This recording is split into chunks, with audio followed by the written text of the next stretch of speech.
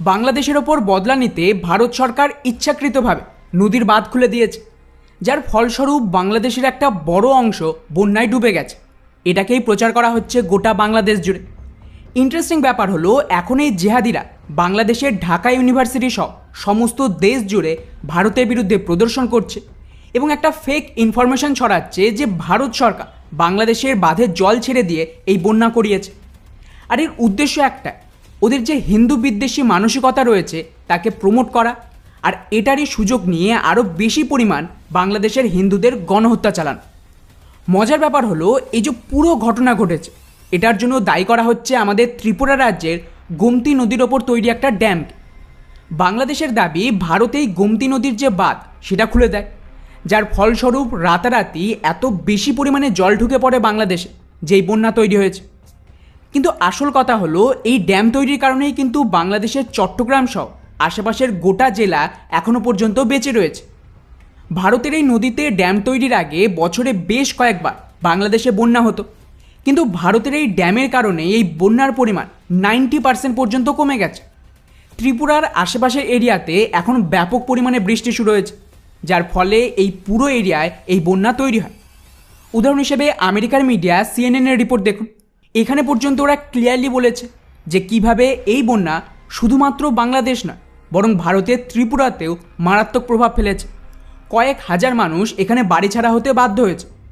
কিন্তু তা সত্ত্বেও বাংলাদেশের মনে কতটা হিন্দু বিদ্বেষী মানসিকতা রয়েছে যে ওরা বন্যার মতন প্রাকৃতিক বিপর্যয়ের জন্য ভারতকে দায়ী করছে।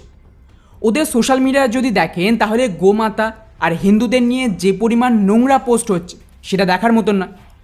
ফলে শেষ পর্যন্ত এখন ভারত সরকার অফিসিয়ালি এটা ক্লিয়ার করে দেয় যে বাংলাদেশের তরফ থেকে ফেক ইনফরমেশন ছড়াচ্ছে এবং আমাদের তরফ থেকে কোনো বাঁধের জল ছাড়ার জন্য এই বন্যা হয়। কিন্তু বন্ধুরা, এটা তো সবেই ট্রেলার। ওরা এই সুযোগে আবারও হিন্দুদের ওপর অ্যাটাক করবে। বাংলাদেশের সমস্ত ইউনিভার্সিটি আর কলেজের হিন্দু প্রফেসরদের জোরপূর্বক মেরে তাড়াচ্ছে। আর যে ধরনের পরিস্থিতি, তাতে এইভাবে একটা ভারত বিরোধী আর জেহাদি বিচারধারাকে প্রমোট করে ওরা পাকিস্তানের মতন আতঙ্কবাদকে দাঁড় করাতে চাইছে। ভারতের জন্য দুর্ভাগ্য হলো, কংগ্রেস ক্ষমতায় থাকুক বা বিজেপি, প্রত্যেক সরকার বাংলাদেশকে ভুল সিদ্ধান্ত নিয়েছিল আর নিচ্ছে, যার ফলস্বরূপ আবারও ভারতের একাধিক রাজ্যে আগুন জ্বলবে।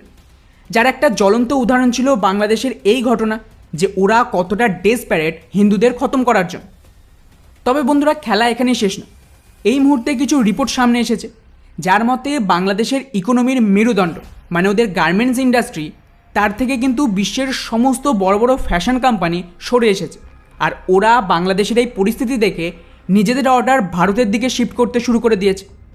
আর আগামী কয়েক মাসের মধ্যেই বাংলাদেশের লোকজন অ্যাকচুয়ালি এর ইম্প্যাক্ট বুঝতে পারে, কারণ ডেফিনেটলি ওদের গোটা দেশের ইকোনমি এর উপরেই চলছে।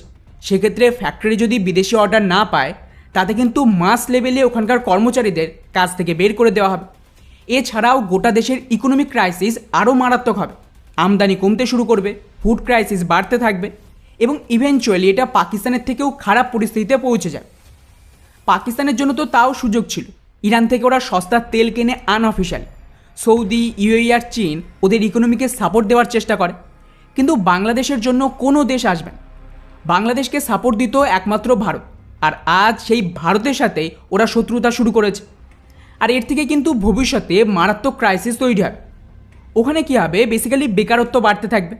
এমন পরিস্থিতিতে যত আতঙ্কবাদী সংগঠন রয়েছে তারা এই সমস্ত জেহাদিদের পুনরায় নিজেদের সংগঠনে যুক্ত করবে, এই বলে যে ভারতের বিরুদ্ধে জেহাদ করতে হবে আর ভারতকে ধ্বংস করলেই সব কিছু ঠিকঠাক হবে। সেম কাজ কিন্তু পাকিস্তানে হয়েছিল।